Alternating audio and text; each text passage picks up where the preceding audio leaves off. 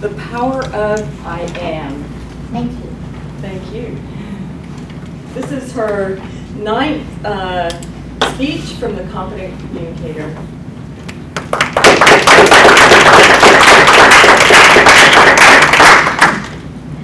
Fellow Toastmasters, honored guests, I would like to share with you something tonight about 2 words that we use all the time in a kind of an oblivious way most of the time.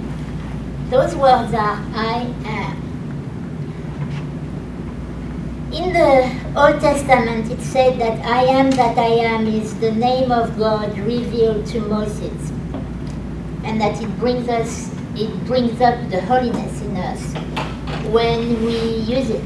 However, if you're not in biblical studies, you cannot ignore that every time we use the words I am, we define who we are and we define who we gonna keep on being. We add layers on our self-image, so to speak. So we do it without thinking about it.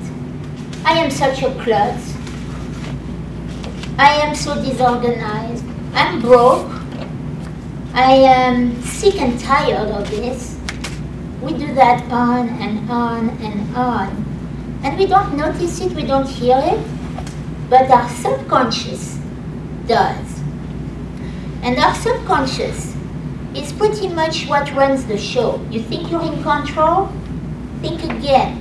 Your self-image is in control. Your subconscious is in control. And there is one thing that has been studied and that has been demonstrated, and take my word for it right now, but this is a good book about it. The magic power of self-image psychology by Maxwell Maltz. It's a good introduction to the subject.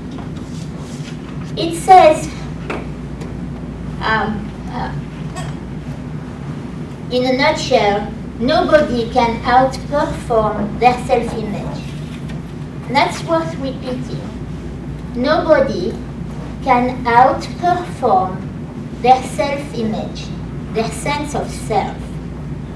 So no matter what your dream is or what you want to succeed at or whatever you want to get to, your limiter, your mold, your guidelines come from your self-image. When you put those 2 things together, it becomes very interesting to give attention to what you put behind your I ams. So I'm going to ask you a question. If you were to tell me in a deep, meaningful way who you are, what would it be? You don't have to tell me, but think about it. Who is I? Who is you? Who am I? An artist, a woman, a friend, a pain in the ass? I'm more than that. But every time I use I am, I serve that deep image of myself or I go against it.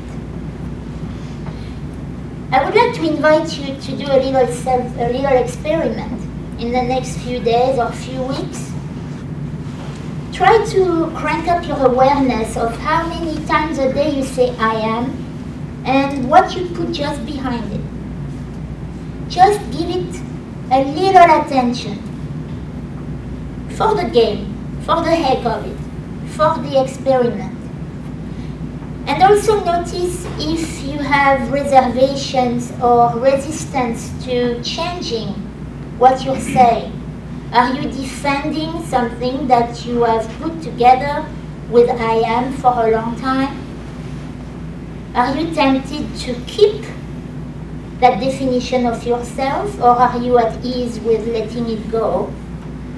And once you're a little more aware, I invite you to gently open doors for your subconscious to have a chance to help you in a shift.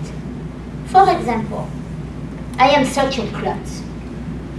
It could become Up to now, I used to be a klutz. Up to now. It's subtle, but your subconscious hears it. So maybe tomorrow, you won't. You don't have any blame, you don't have any obligation, but you have a chance to introduce the change because you don't carve it in stone that you are a klutz.